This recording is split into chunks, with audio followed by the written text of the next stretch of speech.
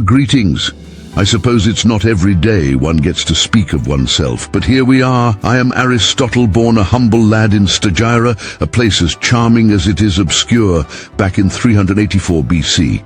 As a young man, I ventured to Athens, the epicenter of philosophy and, frankly, all the delightful mischief one could hope for in those days. I studied under the great Plato, who was rather fond of his world of forms. Imagine that.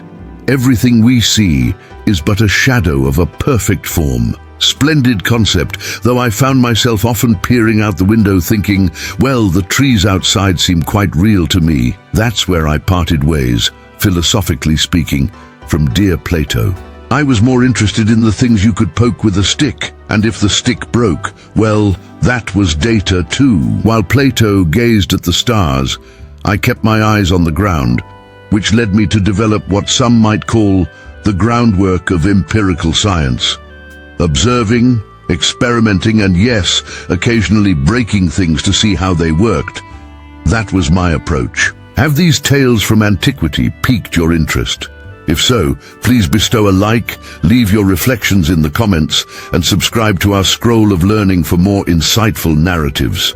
Share your thoughts and tell us which sage or sovereign you would like to hear from next. I believed in a hands-on philosophy, because what's the use of wisdom if it doesn't leave a bit of dirt under your fingernails? On ethics, I was rather like a chef. Mix a little courage here, a pinch of moderation there, and voila, virtue. Life, according to me, should be a buffet of balanced virtues. Politics? Politics. I taught Alexander the Great, you know. Trying to instill some philosophical sense into a boy who'd rather be out conquering was no small feat.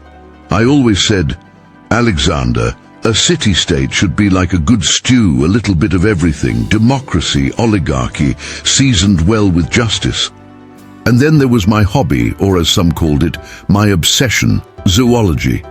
I catalogued animals from the land, the sea, and the air, each creature a new puzzle, a new story. I debated with eels, lectured to lizards, and held discourses with dolphins. The diversity of life was like nature's own dialectic, and I was determined to learn its language. Thus, my journey was one of laughter, learning, and a relentless pursuit of knowledge. Through the lens of humor, even the weightiest philosophical quandaries seemed a little lighter. After all, isn't life the ultimate riddle, best approached with a smile?